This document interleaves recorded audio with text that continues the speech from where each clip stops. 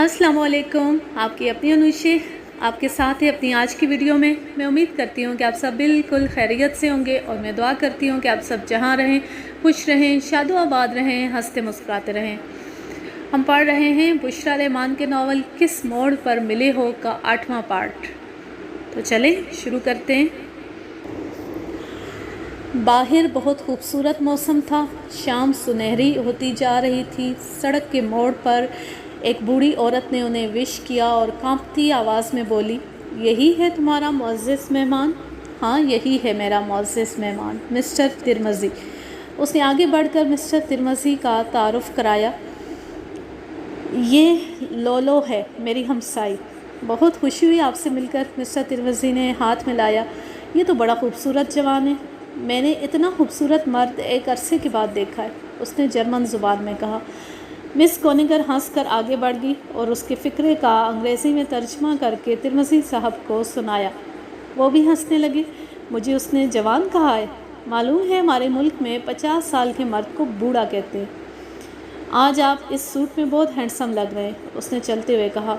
बहुत अच्छा इंतखाब है कपड़ों के बारे में आपका। कल रात तुमने मुझे एहसास दिलाया था कि मैं एक एबनॉर्मल आदमी हूँ, सो आज मैंने ये शॉपिंग कर डाली। फिर उन्होंने शॉपिंग वाला सारा किस्सा उसको सुना दिया। उसने बहुत एंजॉय किया। रास्ते में जो भी मिलता मिस कोनिगर उनका तारुफ ज़रूर कराती और ये भी कहती कि मुअज़्ज़िज़ मेहमान पाकिस्तान से आए हैं। वो पहाड़ी पर भी गए, सारे गांव का चक्कर लगाया। मिस कोनिगर ने उन्हें बताया कि इस गांव में तकरीबन 60,000 लोग हैं। उनके लिए हर किस्म की सहूलियात हैं। सड़कें हैं, बच्चों के लिए 5 हाई स्कूल हैं, एक कॉलेज है, एक अस्पताल है, प्ले ग्राउंड्स हैं, एक बहुत बड़ी मार्केट है और एक चर्च भी है। मगर यहाँ लोग मज़हब के रसिया तो नहीं हैं। हाँ, लेकिन आप तो जानते हैं कि ज़िंदगी में खुदा की ज़रूरत तो पड़ ही जाती है, बोली। वापसी पर तिरमज़ी साहब कहने लगे, बहुत पसंद आया तुम्हारा गांव। अगर मुझे चॉइस दी जाती तो मैं भी यही रिहाइश इख्तियार करता। दुनिया भर की सहूलियात इस गांव में हैं। लोगों को शहर जाने की क्या ज़रूरत है। क्या कीजिए कि गांव के लोग इतने ही एम्बिशियस होते हैं कि हमेशा बड़े शहरों का रुख करते हैं। जैसे मैं चली गई थी और मैं भी तो गया था। दोनों हंसने लगे। आपको भूख तो नहीं लगी? मिस कोनिगर ने घर के नज़दीक आके पूछा। शुक्र है घर के करीब तुमने पूछा। अब भूख लग गई है। आज चूँकि नाश्ता देर से किया था इसलिए दोपहर का खाना मैंने खाया ही नहीं था। फिर ये भी ख्याल था कि आज रात की दावत तुम्हारे यहाँ है, पेट खाली रखा जाए। खुदा करे आपको मेरा खाना पसंद आ जाए। दोनों फिर ड्राइंग रूम में आ गए। अंदर आती ही तिरमज़ी साहब ने देखा कि एक बिल्ली सोफ़े के साथ लग के बैठी है। अरे, ये बिल्ली कहाँ से आ गई? ये मेरी पालतू बिल्ली है, इसी घर में रहती है। अच्छा सर, मुझे चंद मिनट की इजाज़त दीजिए, मैं खाना गर्म करके लगा दूँ। तिरमज़ी साहब ने कलाई की घड़ी देखी तो वो बोली, 7:45 बज रहे हैं। ठीक 8 बजे खाना मेज़ पर होगा, तब तक मैं तुम्हारी बिल्ली से खेलता हूँ। ठीक है। वो किचन में चली गई। ठीक 8 बजे वो एप्रन बांधे नमूदार हुई। अब उसके पाँव में स्लीपर थे। आइए मुअज़्ज़िज़ मेहमान, खाना लग गया। मैं हाथ धो लूँ? उसने बढ़कर दरवाज़ा खोल दिया। बाथरूम में बेडरूम से होकर जाना था। बिल्कुल छोटा सा बेडरूम, एक डबल बेड पड़ा हुआ था, साथ में बाथरूम, खूबसूरत फूलों से भरा। टब के पास एक्सरसाइकिल भी पड़ी थी। गोया मोहतरमा कभी कभी एक्सरसाइज से भी शौक़ फरमाती हैं। वो हाथ धोकर डाइनिंग रूम में आ गए। ये किचन कम डाइनिंग रूम ज़्यादा था। एक प्लेटफार्म पर चूल्हा और अलमारियाँ थीं। एक सीढ़ी नीचे उतर के शीशे की डाइनिंग टेबल पर पड़ी थी जो सिर्फ 4 कुर्सियों की थी। तिरमज़ी साहब अपनी कुर्सी पर बैठ गए। बड़ी अच्छी खुशबू आ रही है, इसका मतलब है खाना मज़ेदार होगा। वो सूप के 2 प्याले उठा ली, एक उनके आगे रख दिया और एक अपनी कुर्सी के आगे रख के बैठ गई। बैठने से पहले एप्रन उतार के लटका दिया। शुरू कीजिए। घर में से कोई और हमें ज्वाइन नहीं करेगा? गो उन्हें घर के अंदर कोई भी नज़र नहीं आया था, फिर भी उन्होंने इखलाकन कह दिया, प्लीज़ आप शुरू कीजिए। दोनों ने खाना शुरू कर दिया। ये पिज़्ज़ा है, मैंने ख़ुद बनाया है। अच्छा, तुम्हें पिज़्ज़ा बनाना आता है? मैंने अपनी मामा से सीखा था। ये चिकन है, रोस्टेड चिकन मैक्सिकन। ये भी तुमने बनाया है? نہیں، یہ میں نے میکسیکن ریسٹورنٹ سے آرڈر پر بنوایا ہے۔ یہ مسالوں کے ساتھ بنایا گیا ہے، میرا خیال ہے آپ کو پسند آئے گا۔ خوشبو تو اچھی آ رہی ہے۔ یہ خاص جرمن ڈش ہے۔ میں نہیں بتاؤں گی اس میں کیا ہے، آپ خود کھا کے بتائیں گے۔ یہ ابلی ہوئی سبزیاں اور کھمبیاں ہیں۔ پھر میں نے تھوڑے سے چاول بھی ابال لیے تھے۔ سنا تھا پاکستانی چاول بڑے شوق سے کھاتے ہیں۔ بھائی تم نے تو پاکستانی عورتوں کی طرح اتنا تردد کر لیا، شاید سارا دن مصروف رہی ہو۔ نہیں، کوکنگ تو میں 2 گھنٹے میں کر لیتی ہوں۔ وہ ایک دم کھڑی ہو گئی۔ سر میں نے آپ سے ڈرنک کا تو پوچھا ہی نہیں۔ میرے ہاں ہر قسم کی شراب بھی ہے اور سافٹ ڈرنکس بھی۔ 7 اپ لے آؤ اور بیٹھ جاؤ۔ تم بار بار اٹھ کر جاؤ گی تو میں کھانا ٹھیک طرح سے کھا نہیں سکوں گا۔ اس نے 7 اپ کی بوتل کھول کے ان کے گلاس میں ڈال دی اور ہلکا ہلکا میوزک لگا دیا۔ انہوں نے دیکھا میز پر وہ پھول لگے تھے جو ابھی وہ لائے تھے۔ دونوں چپ چاپ کھانا کھاتے رہے، شاید دونوں کو شدید بھوک لگی ہوئی تھی۔ کھانا ختم ہوا تو وہ برتن اٹھا کر سنک پر رکھنے لگی۔ ترمسی صاحب بولے، مس کونیگر، اب مجھے اجازت دو، یہ کام میں تمہارے ساتھ مل کر کرنا چاہتا ہوں۔ نہیں سر، اس نے احتجاجی لہجے میں کہا، ایک گھڑی کے مہمان سے میں یہ کام نہیں کروانا چاہتی۔ ایک گھڑی کا مہمان؟ ترمسی صاحب کے دل میں ایک درد کی ہوک سی اٹھی۔ وہ تو جہاں بھی گئے گھڑی بھر کے مہمان کی حیثیت سے ہی گئے۔ میں برتن دھو کر آپ کے لیے کافی بنا کے لاؤں گی سر۔ آپ یہیں بیٹھیں گے یا ڈرائنگ روم میں جانا پسند کریں گے؟ یہیں بیٹھوں گا، انہوں نے کہا۔ وہ جلدی جلدی کام کرتی رہی۔ اس نے پھر ایپرن باندھ لیا۔ وہ اسے کام کرتے ہوئے دیکھتے رہے۔ بچے ہوئے کھانے کو فوائل میں لپیٹ کر ریفریجریٹر میں رکھ دیا، برتن صاف کر کے ڈش واشر میں رکھ دیے، جلدی جلدی سارا سنک صاف کیا، پھر چولہے پر کیتلی رکھ دی، کافی بنائی، ایپرن اتار دیا اور ٹرے میں کافی کی 2 پیالیاں لگا کے آ گئی اور ان کے سامنے بیٹھ گئی۔ 10 بج رہے، ترمسی صاحب نے کہا۔ کیا یہاں سے رات گئے ٹیکسی مل جاتی ہے؟ وہ بولی، جس وقت آپ جانا چاہیں گے میں اپنی گاڑی پہ لے جاؤں گی۔ انہوں نے باہر دیکھا، گیراج میں اس کی سیاہ مرسیڈیز کھڑی تھی۔ تم نے میوزک بہت اچھا لگایا ہے۔ وہ خاموشی سے کافی پیتی رہی، پھر اٹھ کر بڑا بلب بجھا دیا۔ اب میز پر بڑی ہلکی روشنی تھی، سامنے کچن کی ٹیوب جل رہی تھی۔ ترمسی صاحب کو اختلاج سا ہونے لگا۔ پتہ نہیں وہ یہاں کیسے اور کس طرح آ گئے تھے۔ کیا انسان کے سارے ارادوں پر اس کا اپنا اختیار ہوتا ہے؟ چلے کس لیے تھے اور کہاں آئے بیٹھے تھے؟ میرا باپ فوجی تھا، وہ ایسے بولنے لگی جیسے خواب میں بول رہی ہو۔ اس نے دوسری جنگ عظیم میں حصہ لیا تھا۔ جب جنگ ختم ہو گئی تو وہ دنیا کی سیاحت کے لیے نکل گیا۔ آوارگی کرتے کرتے ملکوں ملکوں پھرتے وہ اٹلی جا نکلا۔ وہاں اس کی ملاقات میری ماں سے ہو گئی اور یہ ملاقات شادی کی صورت میں ڈھل گئی۔ وہ میرے بابا کے ساتھ جرمنی آ گئی۔ میں ہی ان کی انمول محبت کی ایک نشانی ہوں۔ میری پیدائش کے کچھ عرصے بعد میری ماں مر گئی۔ مجھے نہیں معلوم وہ کس طرح مر گئی۔ میری ماں کا نام کرسٹینا تھا، میرے باپ نے میرا نام کرسٹینا رکھ دیا۔ میں کرسٹینا کونیگر کے نام سے پرورش پانے لگی۔ میرا ایک کلاس فیلو تھا، میشائل، ہم اکٹھے پڑھتے تھے، وہ بھی اسی گاؤں کا رہنے والا تھا۔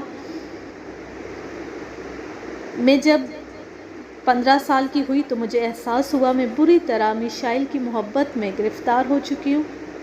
آپ جانتے ہیں یہ وہ زمانہ ہوتا ہے جب آدمی چاند پر کمندیں ڈالتا ہے اور زمانے کو اپنی جوتی کی نوک پر رکھتا ہے۔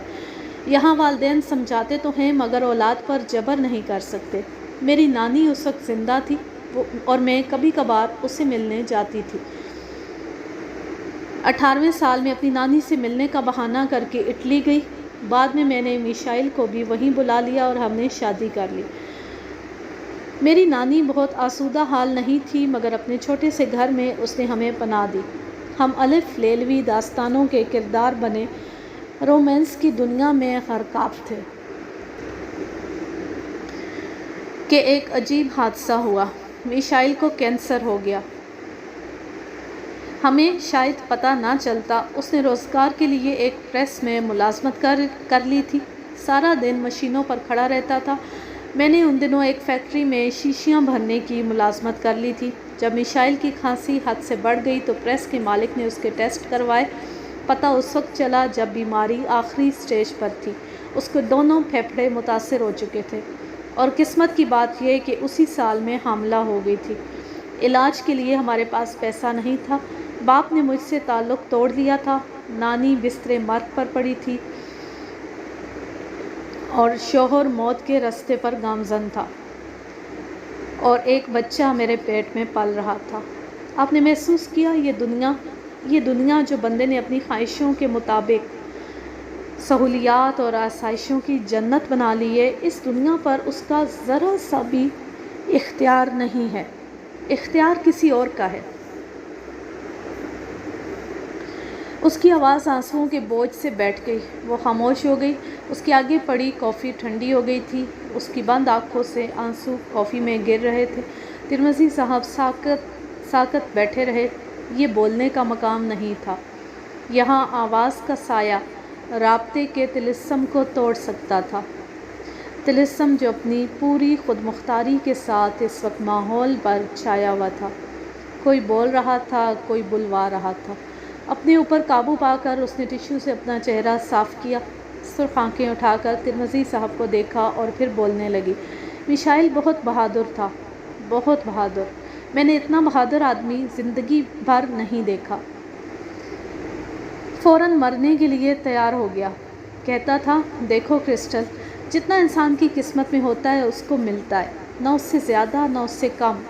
چونکہ میری عمر تھوڑی تھی اس لیے خدا نے مجھے تمہاری بہت زیادہ محبت دے دی، پھر ہم نے اتنی جلدی شادی بھی کر لی۔ یہ عمر شادی کی نہیں ہوتی۔ 2 سال ہم نے رومانس کی انتہا دیکھ لی۔ اب تمہارے پیٹ میں میری محبت پل رہی ہے، میں اپنا بچہ بھی دیکھ لوں گا، اس سے زیادہ میری قسمت میں نہیں ہے۔ اس نے نوکری چھوڑ دی۔ ڈاکٹروں نے اس کے علاج کے لیے ایک کثیر رقم کا تخمینہ لگایا۔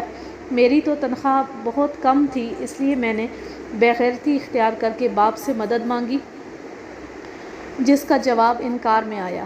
میشائل نے سنا تو وہ بہت خفا ہوا۔ اس روز ہماری پہلی لڑائی ہوئی۔ میں چاہتی تھی وہ سرکاری اسپتال میں داخل ہو جائے اور اس کا علاج شروع ہو جائے۔ وہ کہتا تھا وہ علاج کے بغیر سکون سے مرنا چاہتا ہے۔ اس کو دوائیوں، ٹیکوں اور بجلی کے جھٹکوں سے نفرت تھی۔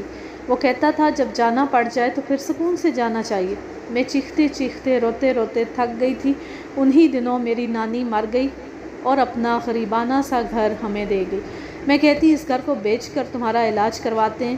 وہ کہتا علاج پر وقت اور پیسہ ضائع نہ کرو، جتنے دن باقی ہیں پیار کریں، اتنا کہ مجھے مرنے کا دکھ نہ ہو اور تمہیں زندگی بھر پیار کی حسرت نہ رہے۔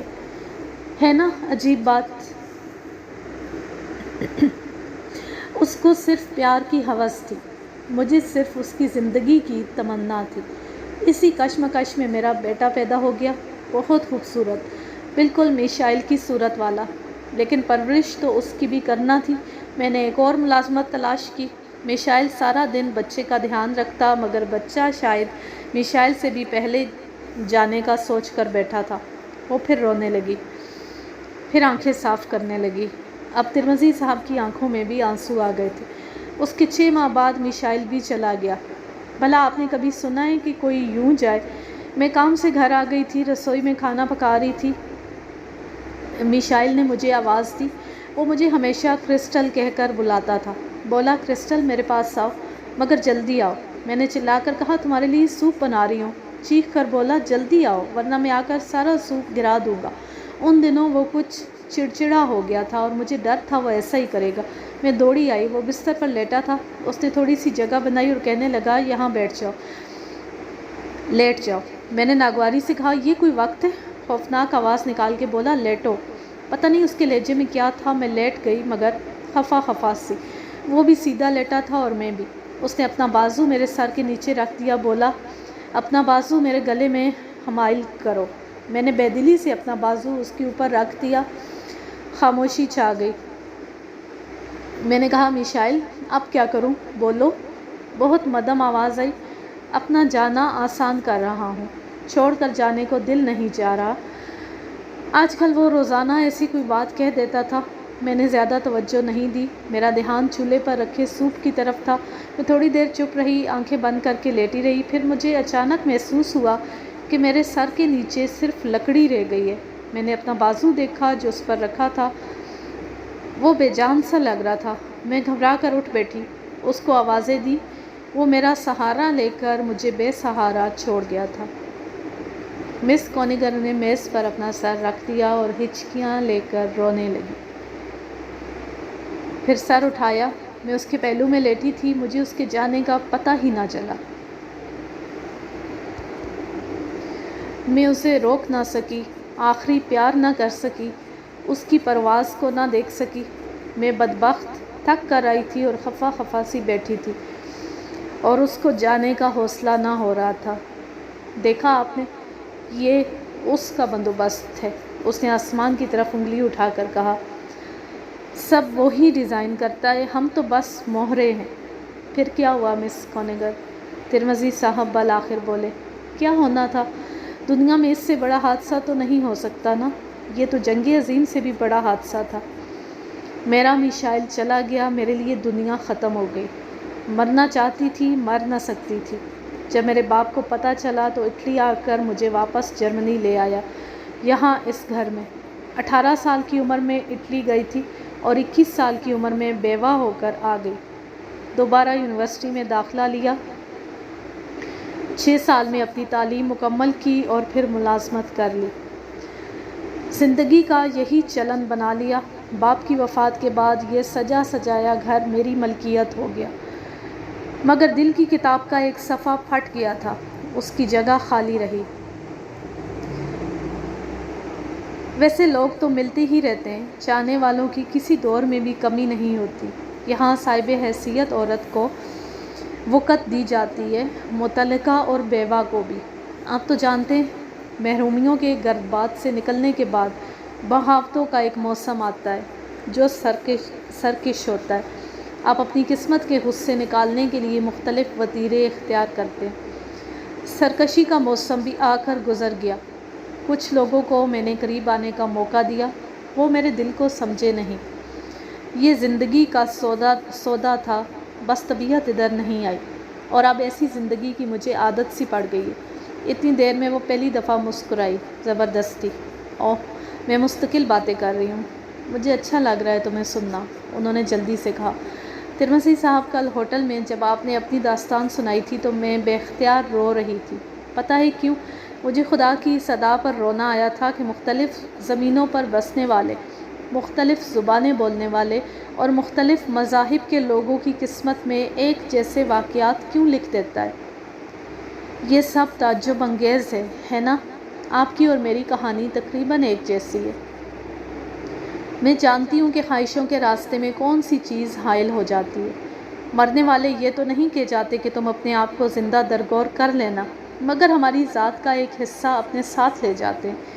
کسی دوسرے کے ہو کر اس کی تکمیل نہیں ہو سکتی اور ہم ڈرتے ہی رہتے ہیں۔ ہم بھی نارمل زندگی گزارنا چاہتے ہیں، چاہنے والے بھی مل جاتے ہیں، لیکن ذات کا وہ گمشدہ حصہ ہمیں کبھی نہیں مل سکتا۔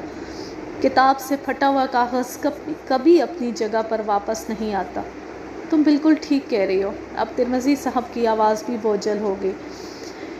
کسی دوسرے آدمی سے دھڑکا ہی لگا رہتا ہے کہ ہماری یادوں کے پچھواڑے بنی ہوئی محبت کی قبر کو ادھیڑ کر نہ پھینک دے۔ کوئی مرد، کوئی عورت ایک دوسرے کی پہلی محبت کو معاف نہیں کرتے۔ بس اس طرح عمر کا پہیہ تیزی سے گھومتا رہتا ہے۔ بالآخر ہم حالات سے سمجھوتا کر لیتے ہیں یا اپنی زندگی کے عادی ہو جاتے ہیں۔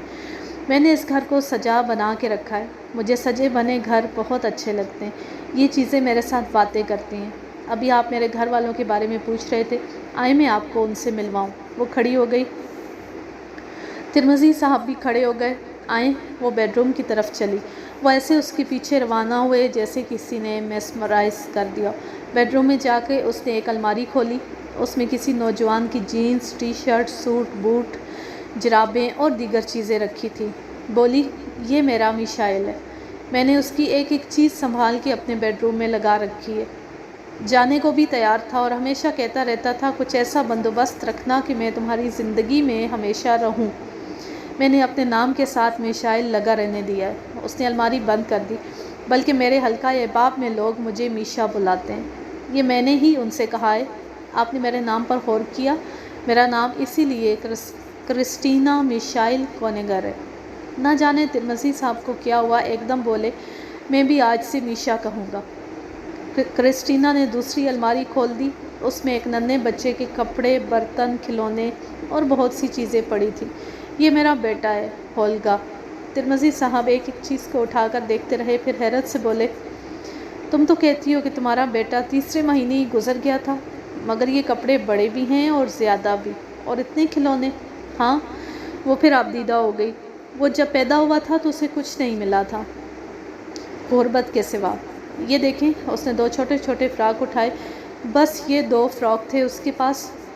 جب میں بازار جاتی ہوں تو اس کے نام کی کوئی چیز لا کر یہاں رکھ دیتی ہوں اور ان دونوں کے درمیان رہتی ہوں۔ اف میرے خدا! ترمزی صاحب گھبرا کر باہر نکل آئے اور آ کر کرسی پر بیٹھ گئے۔ کرسٹینا نے آ کر انہیں دیکھا اور بولی، میں نے آپ کو پریشان کیا ہے، میں آپ کے لیے کافی بنا کر لاتی ہوں۔ کچن میں گئی اور 2 گرم گرم پیالے کافی بنا کر لے آئی۔ ترمزی صاحب چپ چاپ کافی پیتے رہے، پھر ان کی نظر اپنی کلائی کی گھڑی پر گئی، حیران ہو کر سر اٹھایا اور بولے، ذرا وقت تو دیکھو۔ اس نے کلاک کی طرف دیکھا اور بولی، 2 بج گئے اور ہمیں پتہ ہی نہ چلا۔ کل رات بھی 2 بج گئے تھے، ہم زیادہ باتیں نہیں کر رہے۔ ترمزی صاحب کافی پیتے رہے، کرسٹینا بھی سامنے بیٹھی کافی پیتی رہی۔ شاید وہ تھک گئی تھی، ایک دم چپ ہو گئی تھی۔ تم بڑی اچھی تجزیہ نگار ہو، تم نے حالات کا کتنا اچھا تجزیہ کر رکھا ہے۔ میں جزیات کو بیان نہیں کر سکتا، شاید میں جزیات پر غور ہی نہیں کر سکتا۔ میری زندگی میں بھی سرکشی کے دن آئے تھے، میں نے بہت کھیل کھیلے تھے۔ 2-4 عورتیں زندگی میں آئیں، ایک تو میرے فلیٹ میں رہتی تھی۔ میری ماں نے مجھے خط لکھا کہ میں کسی بھی غیر ملکی عورت سے شادی کر سکتا ہوں، مگر شادی میرے ایجنڈے میں سے نکل گئی تھی۔ تتلیاں پکڑتے پکڑتے بھی آدمی تھک جاتا ہے۔ کرسٹینا نے کافی پی کر پیالی ایک طرف سرکا دی اور کوہنیاں میز پر ٹکا کے اپنا چہرہ ہتھیلیوں کے فریم میں رکھ لیا۔ ان کے چہرے پر نظریں گاڑ کر بہت آہستہ سے بولی، آج ابھی تھکن کا احساس ہوا ہے۔ پھر اس نے بازو میز پر پھیلا دیے۔ ترمزی صاحب تھوڑی دیر گمسم بیٹھے رہے، پھر اس کی آنکھوں میں دیکھتے ہوئے بولے، ابھی میرے دل پر ایک لمحہ اترا ہے کرسٹینا، اس لمحے نے مجھے روشنی دی ہے۔ 2 اجنبی انسانوں کا ایک زمین پر اکٹھے ہو جانا خلاف مصلحت نہیں ہو سکتا۔ تھک میں بھی گیا ہوں اور یہ احساس بھی ابھی ہوا ہے۔ آؤ باقی کا سفر دونوں مل کر طے کریں۔ انہوں نے ہاتھ بڑھا کر اپنے دونوں ہاتھوں سے اس کی دونوں کلائیاں تھام لی۔ اسے قدرت کی طرف سے ایک اشارہ سمجھو۔ تم نے کبھی سوچا تھا؟ نہ میں نے، مگر ہم اتنی دور سے چلتے چلتے ایک موڑ پر ملے ہیں، اچانک ایک دوسرے کو اتنی اچھی طرح جان گئے ہیں کہ ایک دوسرے کو زندگی بھر کی خوشیاں دے سکتے ہیں۔ تم مجھ سے شادی کرو گی؟ اچانک انہوں نے اس کی آنکھوں میں دیکھ کر پوچھا۔ شدت جذبات سے وہ رونے لگی۔ انہوں نے اس کی کلائیوں پر گرفت سخت کر دی۔ اس لمحے کو ضائع نہ کرو، وہ ہمارے اوپر سے بہت تیزی سے گزر رہا ہے۔ بولو، مجھ سے شادی کرو گی؟ ہاں، روتے روتے اس نے سر اٹھایا۔ ترمزی صاحب نے کوٹ کی جیب میں ہاتھ ڈالا تاکہ رومال نکال کر اس کے آنسو پوچھ دیں۔ ان کے ہاتھ میں وہی ڈبیا آ گئی، باہر نکالی اور ایک دم خوش ہو گئے۔ دیکھو، یہ تمہارے لیے، تمہارا تحفہ ہے۔ میرا تحفہ؟ ہاں، کل میں لایا تھا تمہیں دینے کو، مگر دینا یاد ہی نہ رہا۔ آج پھر جیب میں رکھ کے لایا تھا، کتنے اچھے وقت پر برآمد ہوا ہے۔ لو، تم ہی کھولو اسے۔ کرسٹینا پیپر اتار کے ڈبیا کھولنے لگی۔ اندر سے بریسلٹ نکل آئی۔ او گاڈ، کہہ کر اس نے آنکھیں بند کر لیں اور بریسلٹ کو سینے سے لگا لیا۔ تمہیں پسند آئی ہے؟ یہ آپ نے ہوٹل کی بیسمنٹ میں سے خریدی ہے؟ ہاں، آتی ہی میں اس شاپنگ سینٹر میں گئی تھی، مجھے یہ بریسلٹ بہت پسند آئی تھی، مگر جب تخمینہ لگوایا تو اس کے لیے میری تنخواہ بھی ناکافی تھی۔ شکریہ شکریہ، لاؤ میں خود تمہیں پہنا دوں۔ انہوں نے کرسٹینا کی کلائی پکڑ کے اس میں بریسلٹ پہنا دی۔ لگتا ہے تمہاری ہی کلائی کے لیے بنی تھی۔ کرسٹینا نے بریسلٹ کو کس کیا اور بولی، میں نے بہت عرصے بعد ایک چیز پسند کی اور آپ لے کر آ گئے۔ ہاں، قدرت نے آپ کو میری تنہا زندگی کا ساتھی بنا کر بھیجا ہے۔ ڈاکٹر ترمزی، آپ اب اجنبی نہیں رہے میرے لیے۔ میں آپ کا نام لے سکتی ہوں؟ ہاں، میرا نام ہے یوسف جبار ترمزی۔ یوسف؟ ایک دم کرسٹینا نے دہرایا۔ نہیں، کہو یوسف۔ وہ پھر بولی، یوسف؟ اچھا، 2-3 بار کہنے سے تمہیں میرا نام آ جائے گا۔ انہوں نے سپیلنگ بتانے شروع کیے۔ وہ بولی، ہاں اب ٹھیک ہے۔ اب تم ایسا کرو، مجھے کوئی میٹھی چیز کھلاؤ۔ میٹھی یعنی سویٹ ڈش؟ نہیں، کچھ میٹھا۔ وہ اٹھ کر گئی اور ریفریجریٹر میں سے چاکلیٹ کا ڈبہ نکال لی۔ چلے گا؟ ہاں چلے گا، آؤ میں بھی تمہیں کھلاؤں۔ وہ پاس آ کر بیٹھ گئی۔ تمہیں پتہ ہے کرسٹل، ہمارے یہاں جب شادی کی بات طے کی جاتی ہے تو اس کے فوراً بعد कोई मीठी चीज़ खाते हैं, इसे मुंह मीठा करना कहते हैं, तो मेरा मुंह मीठा करवाओ, मैं तुम्हारा। वो हंसने लगी और अपनी पसंद की चॉकलेट तलाश करने लगी। तिरमिज़ी साहब खड़े हो गए। भाई अब मैं होटल जाने का नहीं, रात तो ख़त्म हो गई, यहीं सोऊंगा। वो पीछे आई। योफू, फिर रुक गई। सॉरी यूसुफू। सुनो क्रिस्टल, तुम मुझे योफू ही कहो, तुम्हारे मुंह से यही अच्छा लगता है। ओके, वो बोली, आप मेरे बेडरूम में सो जाएं, मैं यहाँ ड्राइंग रूम में सो जाऊँगी। नहीं, वो बोले, मैं अभी तुम्हारे बेड पर नहीं सो सकता, मैं तो यहीं सोफ़े पर सोऊंगा। अगर तुमने ज़बरदस्ती की तो मैं सारी रात जागता रहूँगा। बस ऐसे करो कि मुझे एक बिस्तर की चादर ला दो। और कपड़ों का क्या करोगे? बस तुम चादर ला दो। वो चली गई। बत्तियाँ बुझाने और बिस्तर बनाने में उसे कुछ देर हो गई। जब वो बिस्तर की ते और चादर लिए ड्राइंग रूम में आई तो उसने देखा तिरमिज़ी साहब गहरी नींद सो रहे थे। उनके हल्के हल्के खर्राटे सुनाई दे रहे थे। कोट उतार कर उन्होंने दूसरे सोफ़े पर रख दिया था। जूते उतार कर उनके ऊपर जराबें रखी हुई थीं। टाई कालीन पर गिरी हुई थी। सर के नीचे एक नरम कुशन रखी हुई थी और सीधे हाथ की तरफ मुंह मोड़े बेसुध पड़े हुए थे। वो थोड़ी देर खड़ी उन्हें देखती रही। ताज्जुब है, इतनी जल्दी इतनी गहरी नींद सो गए। फिर उसने चादर खोलकर उनकी टांगों तक ओढ़ा दी। जूते उठाकर एक तरफ रखे, टाई और कोट ठीक तरह से लटकाया, बत्ती बुझा दी और दबे पाँव चलती हुई अपने रूम में आ गई। वो बिस्तर पर दराज हो गई, पर नींद नहीं आई। अजीब बेकली थी, अजीब एहसासात थे। कुछ सोचना चाहती, कुछ सोचा ना जाता। ऐसे जैसे 1000 कोस चलने के बावजूद मंजिल तो घर में ही थी। बत्ती बुझाने से पहले एक दफ़ा फिर उसने दरवाज़ा खोल के तिरमिज़ी साहब को देखा। मुबादा कहीं जाग गए हों, मगर अब उनके खर्राटे बता रहे थे कि वो नींद की गहरी वादियों में उतर चुके हैं। उसने अपना दरवाज़ा बंद किया, बत्ती बुझाई और सोने की कोशिश करने लगी। कहानी एक खूबसूरत मोड़ पर आ गई है और अब देखते हैं कि इस सीन का वो जो पहले हम पढ़ रहे थे ताशा और मस्तान वाली स्टोरी, उसके साथ क्या लिंक बनता है। अमूमन नावलों में ऐसे होता है कि अलग अलग 2 या 3 सिलसिले शुरू होते हैं, ड्रामों में भी बल्कि ऐसे होता है बाज़ दफ़ा, और आगे चलकर फिर उनका कोई लिंक निकल आता है आपस में। अब मैं लेती हूँ आपसे इजाज़त। जहाँ रहें खुश रहें, शादो आबाद रहें, हंसते मुस्कुराते रहें। अल्लाह हाफिज़, अल्लाह निगहबान।